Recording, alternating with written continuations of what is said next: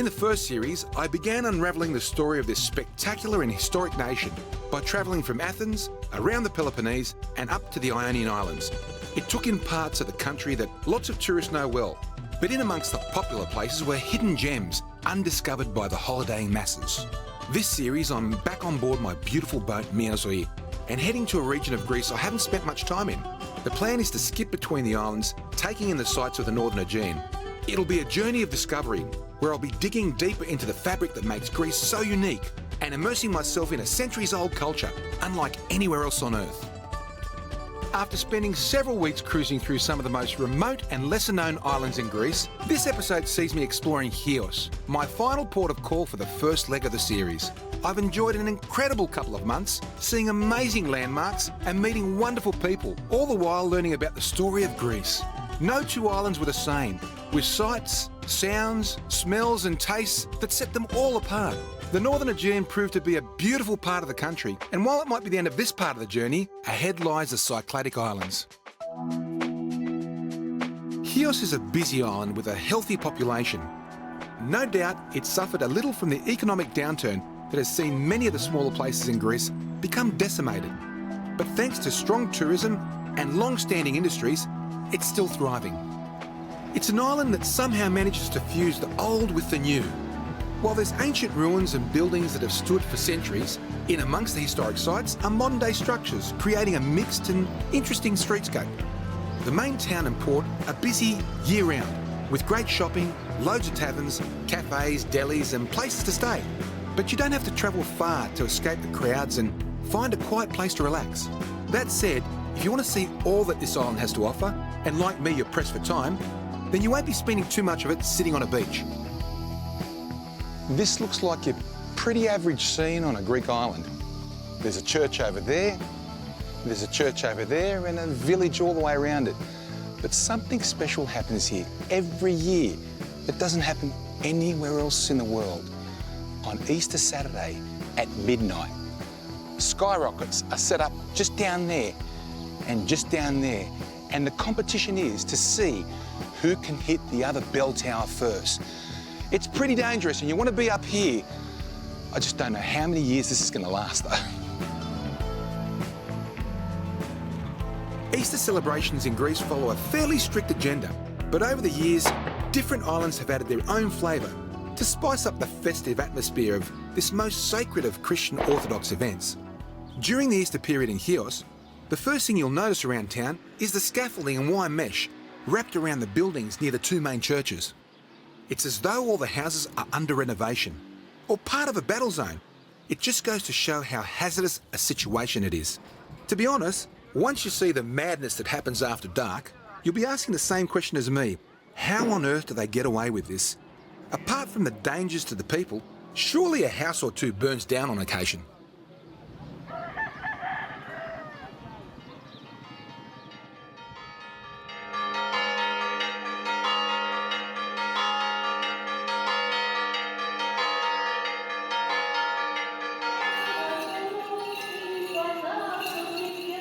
While preparations are underway on the outside, within the church walls, things seem pretty much run-of-the-mill for this time of the year.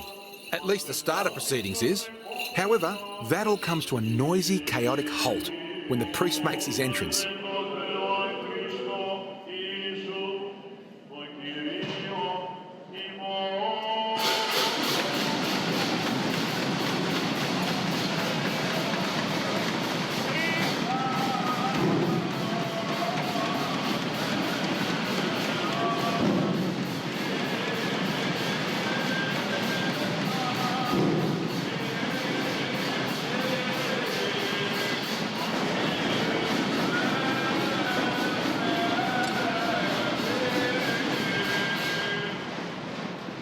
Father Christophoros bursts onto the scene, throwing bay leaves into the crowd amidst cheering, swinging chandeliers and a cacophony of noise. It symbolises Christ's victory and the miracle of resurrection. From there, the two rival congregations gather at the shoreline before making their way to their respective churches to finish preparations for the warfare that occurs after dark. At first glance, it looks like a protest march, but it's quite the opposite. They're coming together for a celebration, albeit one that seems a little crazy.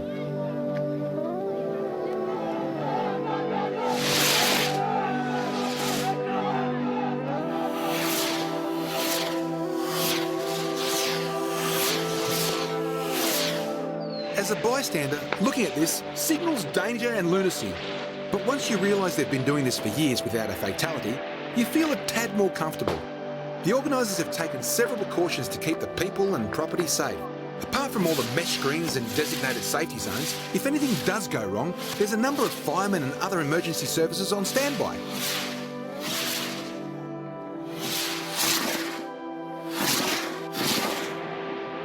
This battle between neighbourhoods, although taken seriously, is a festive celebration.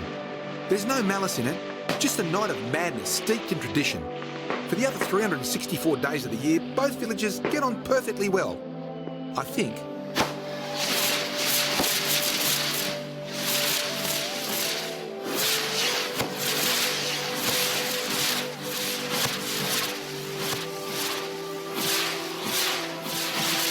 The night sky lights up like New Year's celebrations in Sydney. There might not be thunderous explosions of huge fireworks, but that's made up for with the deafening fizzes of thousands of rockets being fired at low level. They bounce and ricochet off the walls of the buildings, sending sparks everywhere. This is about as close as most people will come to being on a battlefield. It's absolute madness, but a whole lot of fun, and actually quite beautiful.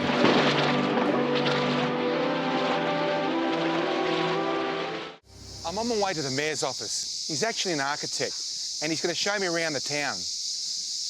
But have a look at this. All the pink and orange stone, the soft stone that's native to Chios. Pretty special. It's got its own identity, this place. Better keep moving, I don't want to be late. Only a few kilometres from Chios town is the beautiful village of Campos. It's one of the prettiest areas on the island, filled with mansions built by the Genoese in the 14th century. The distinctive high walls were there not to protect those living inside, but to keep safe the very product that made these people so wealthy.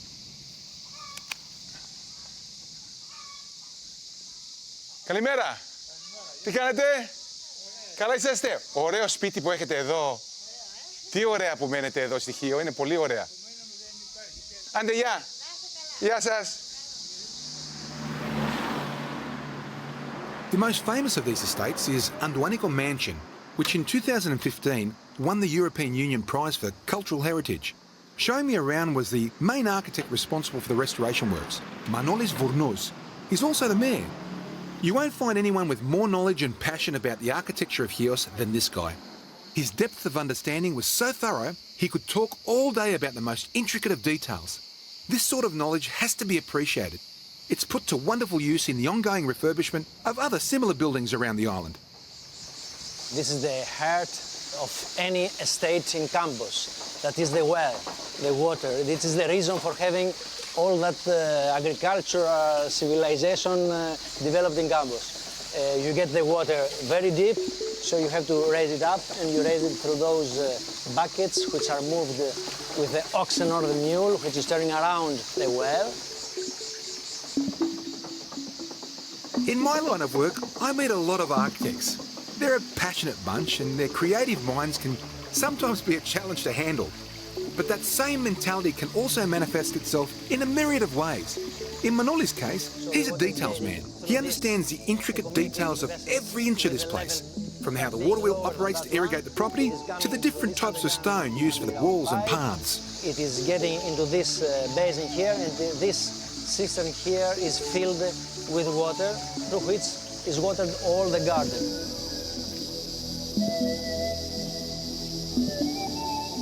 I love this. Even though it's several hundred years old, Manoli's explaining to me that this trenching system, this permanent and temporary trenching system, is still being used today to water the whole place. It's unbelievable. And you've got little dikes there. How does that work? Well, it's very simple. You just remove it and you have the water either going that direction, or if you want to direct it through this channel, just remove it, put it here. So this is the main channel here, and that's a temporary channel? Exactly. This is the permanent, this is the temporary. And depending on where you want to water, you just change very primitive as technology, but it's so simple that it's working for hundreds and hundreds of years, and everybody can understand it. It's if I leave awesome. it just Look like at it that, go. and I tell you just water all this plantation, you can do it. Anyone can? Anyone can. Well, you have to work hard to do it, but... Yeah.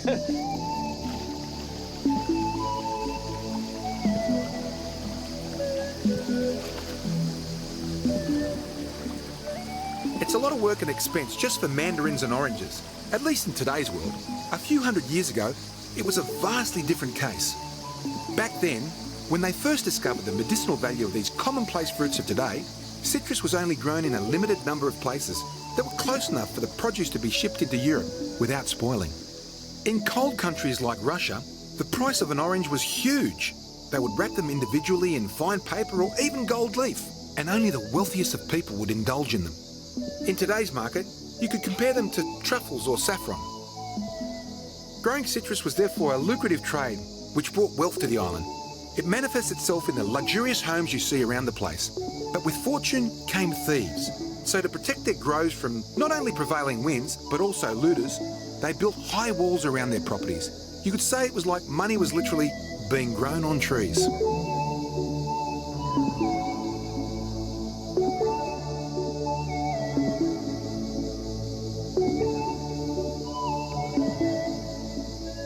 You have here this alley here, which is mostly defined by this channel. It's as if you are in this garden of the oranges of the Hercules story, you know, that he was in the garden of the citrus. Yes, yes.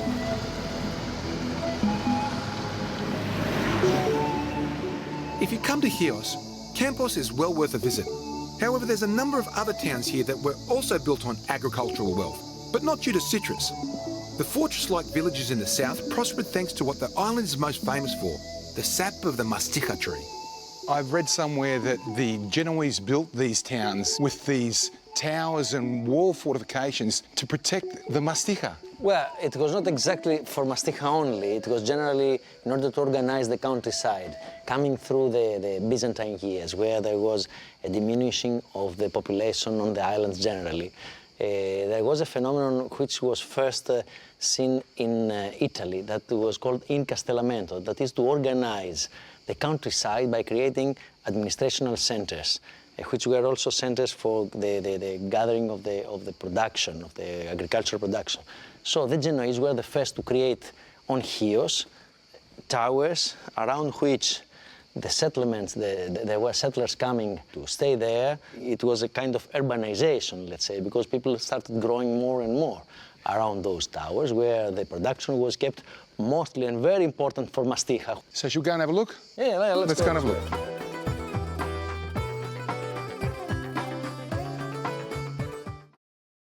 So this was the outside of... Yeah, exactly. This is the line of the original wall. And still in many parts of it, it is the original wall, but lately, in 19th century mostly, they have opened, the houses have arrived to touch the walls, and then they have opened also, much later, they have opened doors and windows and things like that. This originally it used to be, I mean, just a wall with no openings at all. This was the main gate. This is the main gate, and it's very interesting getting off from here. And there is this network of streets around the houses. The house, the one next to the other, adjacent, and the one is leaning towards the other. That's why this is the showers. Walking along the old stone lanes, you're taken back in time. For me, it's a snapshot of how life once was. That said, there are plenty of people living here today, having converted the old buildings for modern applications. Throughout the alleyways, there are wonderful little shops and taverns, serving local food and other products that are distinctly from Chios. It seemed the man knew every establishment, and more so, every passerby. Γεια σας, τι γίνεται? Εδώ ήταν το μεγάλο ραντεβού σου, Γιάννα. Τι γίνεται, Γιώργη, καλά είσαι? Καλώς ήρθες, πώς θα πας? Τι μια χαρά, εσύ πώς θα πας? Πού? Καλά, εσύ. Γεια σου, ρε Γιάννη. Καλά είσαι?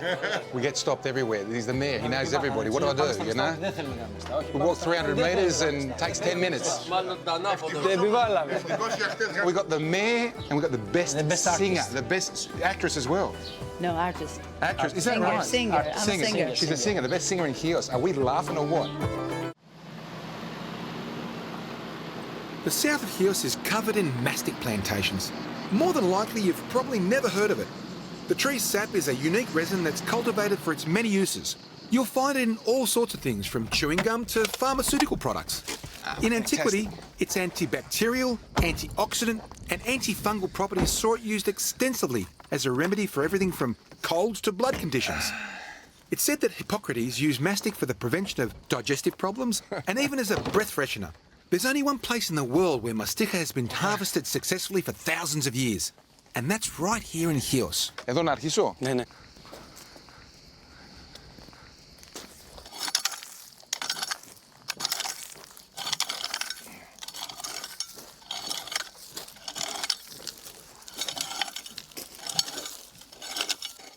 Only the rocks. You finish it off, mate, because I'm not an expert. But what Nico's doing now is just cleaning the rocks off the surface so that he can then blow the surface of the small rocks before he puts the calcium carbonate down. The calcium carbonate is a food-grade calcium carbonate, and it forms a platform for the mastica, the gum, to come down. So, Nico, when do we do this? When do we clean this and put the calcium carbonate? What month? We start to clean the tree at June. June, okay. And then at July, Yes. we start to put the Calcium carbonate calcium down. carbonate. Okay. What's next? We're going to blow it now. Can I try blowing? Nico, can I try blow? Needs an expert, right? You blow, you blow, you blow. There are 2.5 million mastica trees in all of Chios, and they only really work half those trees at any one time to give the other ones a rest. So there's 1.2 million odd trees that are being worked every year. They get from those trees only 160 tons of mastica. That's the worldwide production. Now, what are you going to do now, Nico? We start to Score. score the tree. You score away, mate. So what he's going to do now is he's going to score the tree. So there's openings for the gum to come out over the next few months, and it just trickles out onto that food-grade calcium carbonate. Takes several months for the gum to trickle out so that they can collect it sometime in September.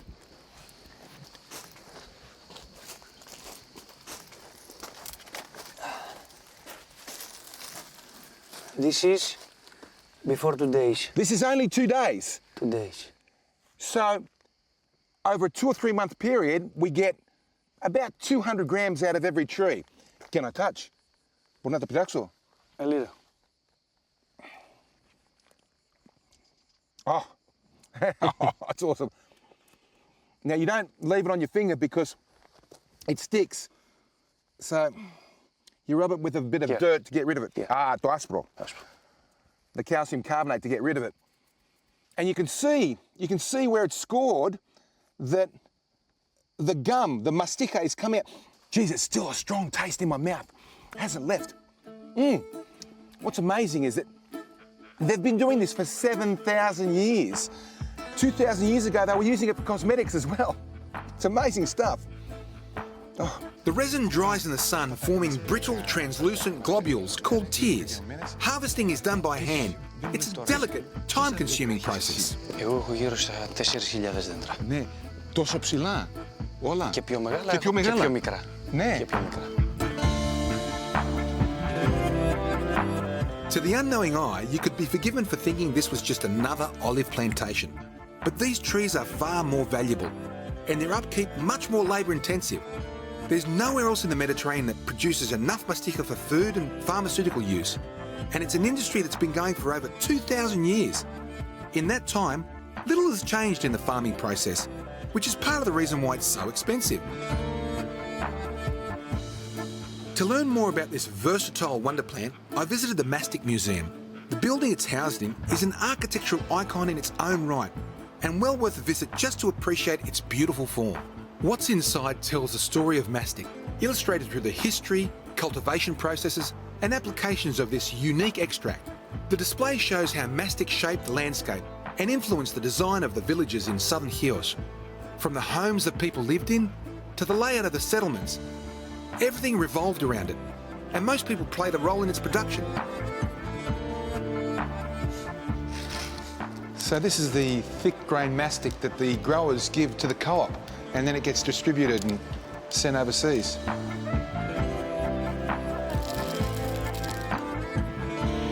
Oh, it smells awesome. When it comes to agriculture, in the majority of cases, advances in technology have greatly increased the yield of commercial crops, or at least made things a little easier for the farmers. That's not so much the case for mastic growers. While some parts of the process have been mechanised, such as the end of the production line, the vast majority of the labour is carried out by hand, using the same techniques as centuries ago. It's a physically demanding year-round job, and with such small yields per tree, it's probably not the most rewarding. But despite the challenges the farmers face, the industry has remained strong since antiquity.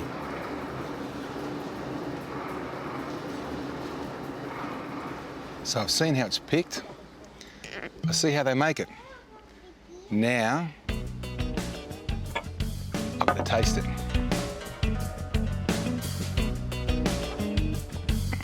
And that's gorgeous. You can't come to Chios without trying Mastica, the liqueur. It's beautiful.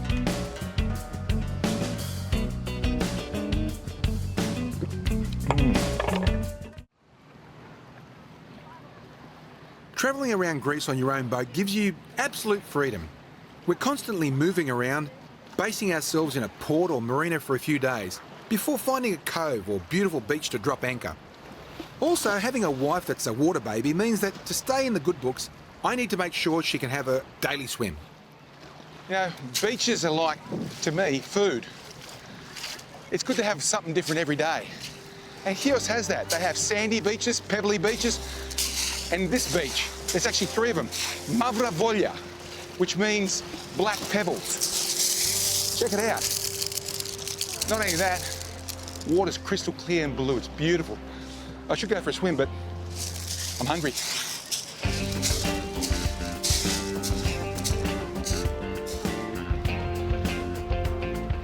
The black pebbles and cliff face were in contrast to the blue sea and sky above. It was like an oil painting that you couldn't take your eyes off. The clarity of the cool water was incredible, and the fact so few people were here made it even better. To tell you the truth, considering it's possibly the most famous and pretty beach in Chios, I was surprised it was so quiet. Back aboard Mazoi, preparations for tonight's dessert were already underway. Chef Kyriakos' mother comes from the island, so we have inside knowledge about how to make a local sweet called masourakia. It's a very simple recipe using crushed almonds, a couple of eggs beaten into a meringue, some salt, filo pastry, lemon rind and a special ingredient.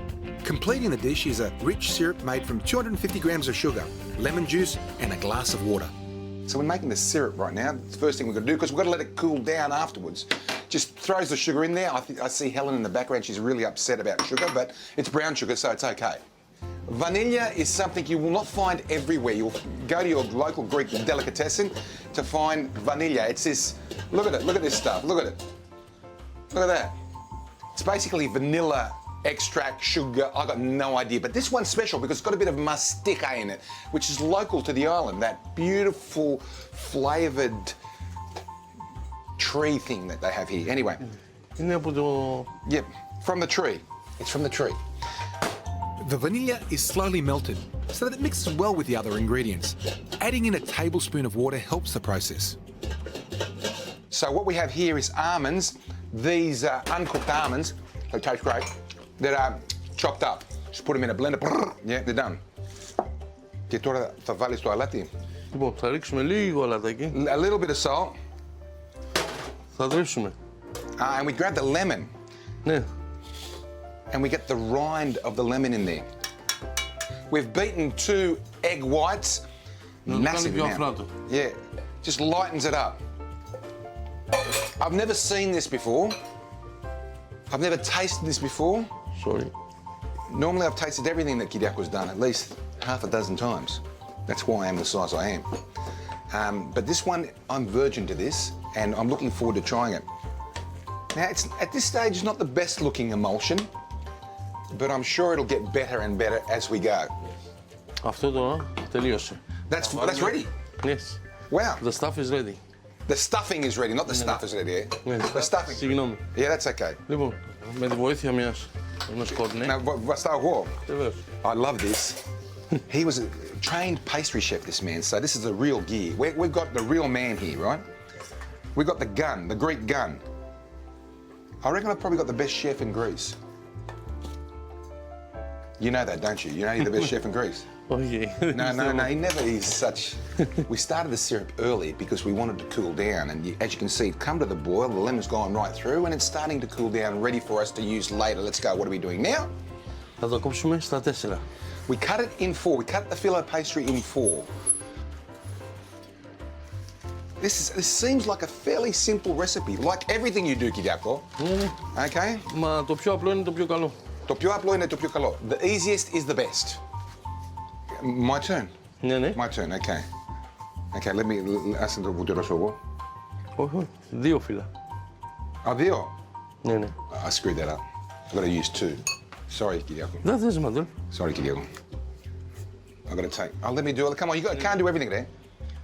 We just put the butter on, then we get the ghee. Let me do the ghee. Okay. Is that enough? Ναι, ναι, ναι. Πολύ καλά. Thank you, Kyriako. We do this and we do this. Έτσι όπως πάμε, σε λίγο δεν θα με χρειάζεται και θα χάσει το στομάχι μου. Kyriako's saying that the way we're going, there's a good chance I may not need him in future. Mate, no chance, no chance. And let's make you look good, because you don't look good enough right now, okay? You handsome man, you. I will never let Kyriako leave me. There's this fatal attraction. Watching Kyriako's delicate hands at work was quite therapeutic. You can tell he's done it countless times before. I reckon you can do the whole row.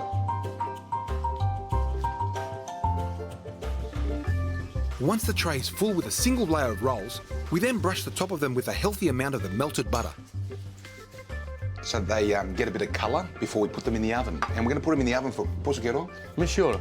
We're going to put them in the oven for 30 minutes. Και πόσο βαθμούς? 160... At about 160 degrees. Σε μισή ώρα τα λέμε. With 30 minutes to kill, we had just enough time to baptise the new crew. There's a tradition in Greece, they just throw their girls into the water. All the stewardesses go into the water. Look at this, it's happening here right now. 1, 2, 3. This is a baptism. They're very religious people here. But where's the priest? Where's the priest? You're baptising her. Where's the priest? You do it every day. Fantastic. What a life. Oh, listen to the sound. Wow, that sounds... It was only fitting that we celebrated the newly baptised crew members by indulging in some local sweets. I'm not going to grab the knob there. Yeah. I'll get my hand, eh? It's the best way.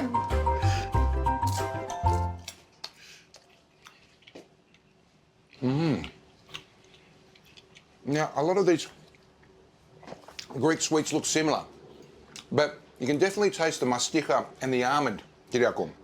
It's beautiful. Η μαστίχα όταν ψήνεται αρχίζει και βγάζει περισσότερο άρωμα. And he's saying that the aroma comes out more in the mastica when it cooks. I must say, you're very nice. And the good thing about this is, Kyriako said to me that it keeps it 2 or 3 days just out. Don't refrigerate it. And if you're not big on sugar in the syrup, you can put honey on it. Awesome. Εδώ εμείς δεν θα έχουμε τέτοια προβλήματα γιατί ήδη βλέπετε τι έχει γίνει, έτσι. Έχουν βίντεο. Τα έχουν φάει όλα. Ίσα τους πρόλαβα. Crew's already taken half of them. Yes. Oh.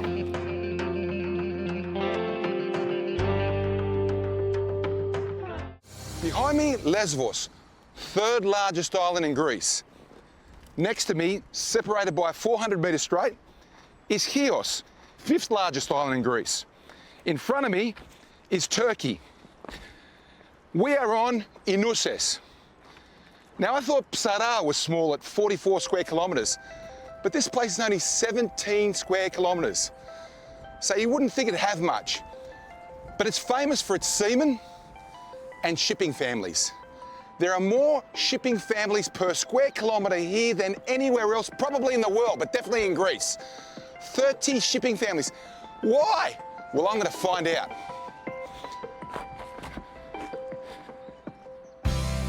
From the southern end of Chios, we cruise north, skirting past Turkey before arriving in Inousses. I'd originally planned to spend just 24 hours checking the place out. After all, it's only a tiny island. In the end, I stayed here for 3 days. In fact, I loved Inousses so much that I started looking at possibly settling here one day. But I'll have to run that by Helen first.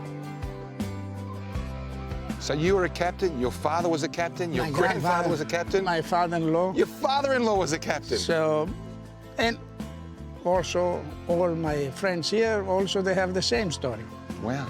They go back, if you look inside the family trees, it's all seamanship. When the first settlers came from here, mostly they had cattle and agriculture, and they start living here.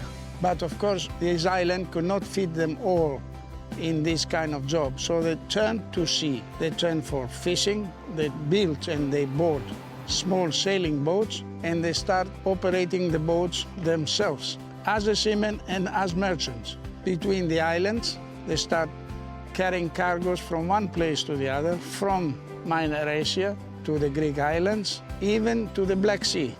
And they were successful. Inousses has been called the cradle of the Greek shipping fortunes.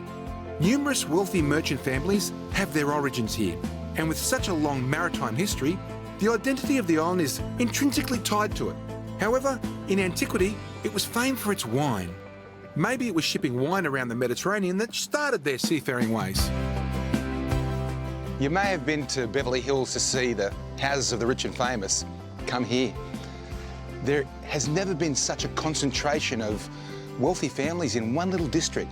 Here, in this region here, is the Lemos family. Daughter, daughter, son, son. Further down there's the Hajipateras. It goes on and on.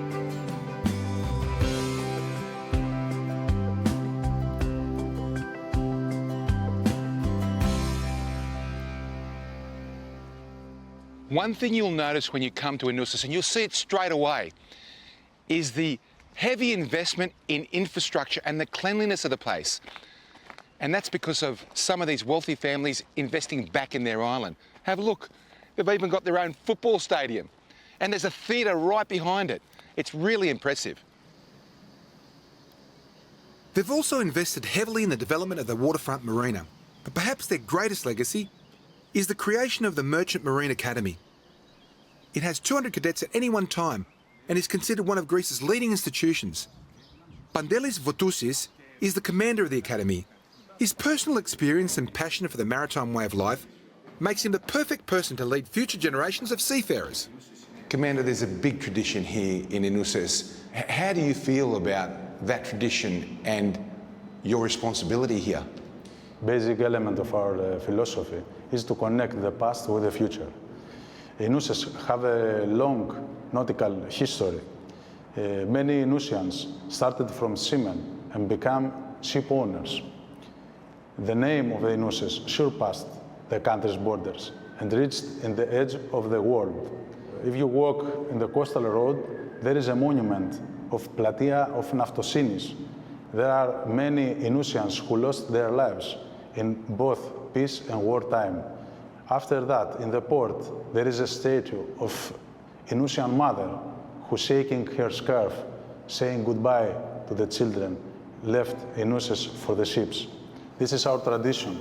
This is the heritage we want to install to the students. That's our goal, and I'm proud to be involved in this procedure. Commander, that's awesome. You should be proud. It's a great tradition, and I can see that you're continuing it on. Thank you. Container ships, tankers and bulk carriers are necessary for world trade, and this island has turned out many of the young men that captain these important vessels. There's a number of mega fleets held by the 30-odd shipping families originating from this island. In fact, the largest merchant navy in the world is in the hands of Greeks, and a quarter of the owners come from here.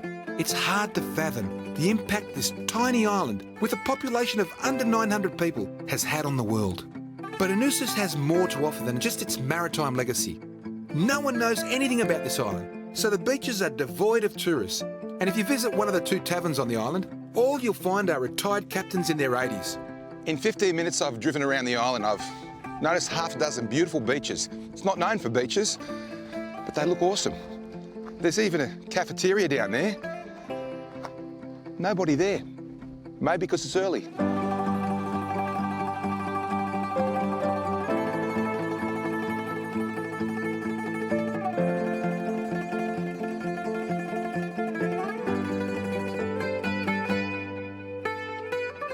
Stunning scenery, empty beaches and great food and wine.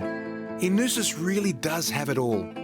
Surely now you can understand why I was thinking I could retire. In the Byzantine period, The narrow channel between the islands of Chios and Inousses is, and always has been, a major shipping route. Consequently, throughout history there have been a number of ships wrecked in these tight waters, and only recently one such wreck has been discovered on the seabed. We have quite a lot of wrecks. So what period are we talking about, this wreck? This wreck is of the 5th, 6th century AD. That means that we are really in the late antiquities, the beginning of the Byzantine period. It is a very interesting period, in fact, because everything was changed in the East Mediterranean in that period. The Roman Empire starts slowly to go down. They have separated between Byzantium, Constantinople, and Rome. And so everything was changing. We have a real political change in that period. But as usual, the trade is always continued, even then. Even when we have wars, even when we have conflicts, we have always the trade that goes on.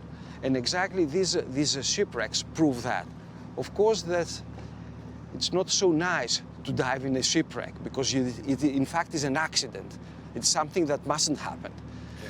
But it's only what we have as indication of this trade that it was so important for the East Mediterranean, for all the period of the Eastern Mediterranean. We located it 10 years ago. So I think it's also for us, it's very interesting to go back there to the shipwreck and see the condition of the shipwreck, to see how it's going on, how all these piles of amphoras are still remaining to the ship. I hope that we are going to find it. Look after me down there, okay? Don't worry. Let's go, mate, okay. Let's go. We were extremely lucky to be diving on a calm day. These waters have strong currents and are generally quite rough, meaning visibility can be poor. The wreck has been dived on only a handful of times, so my expectations were high, and I wasn't let down. There were hundreds of amphorae, many unbroken, and looking exactly as they did 1,500 years ago. Once filled with wine and olive oil en route to Asia Minor, these guys never got to their destination. Instead, they're buried here, 30 metres below sea level, centuries later revealing their secrets to archaeologists and historians.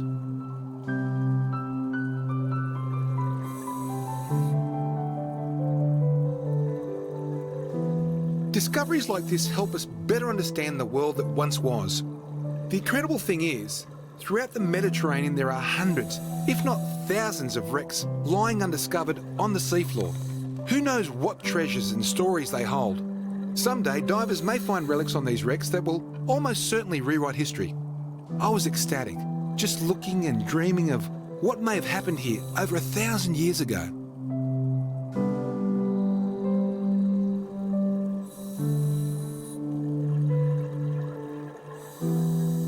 From an ancient shipwreck that's only now being researched to a centuries-old hilltop town with a well-known story, we made our way back to Chios to refuel and take on provisions.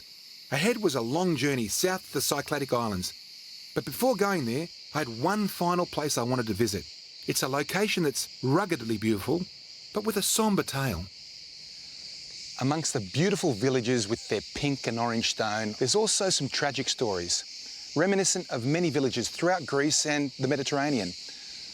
Anavatos, meaning inaccessible.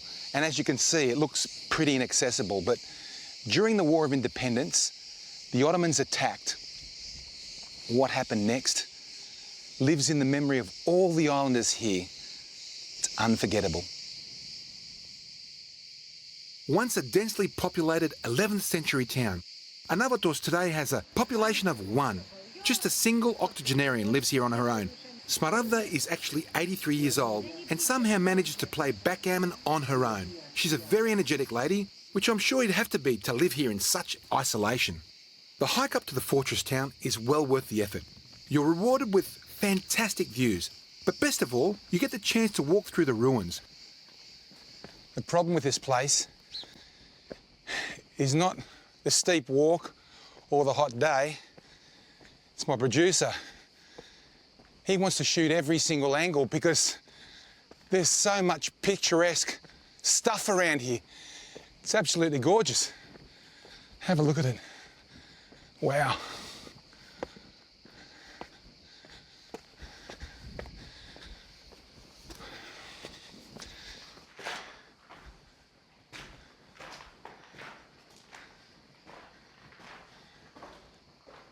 This tiny building is actually the biggest building here. It's 3 floors. On the ground floor, you have the olive press. On the second floor, you have the school. And this last floor is the church. Although in ruin, the fortress still has a powerful presence. The stone walls are ominous yet striking. The chirping cicadas have replaced the noise of the human inhabitants that once lived here. There's an artistic beauty to the place, yet behind it is a tragic story.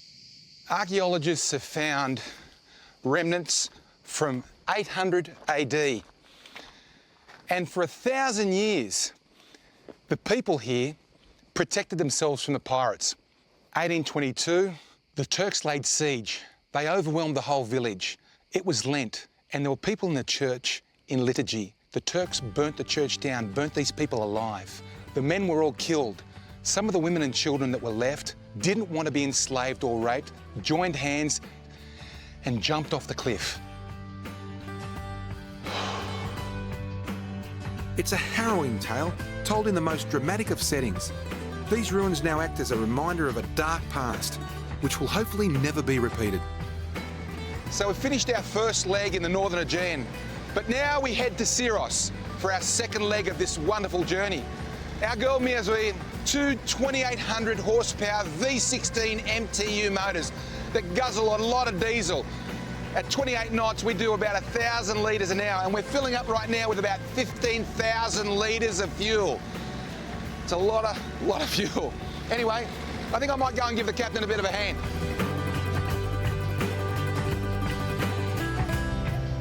With the first part of the series coming to an end, it's time to start work on the next leg of the journey. My Greek Odyssey has so far taken in the Argolic and Saronic Gulfs. We've travelled through the Ionian Islands and across the Northern Aegean. Next episode, we're headed south to the Cyclades. It's a region best known for Santorini and Mykonos. But my exploration will show you there's a lot more to see and do in this spectacular and historic part of Greece.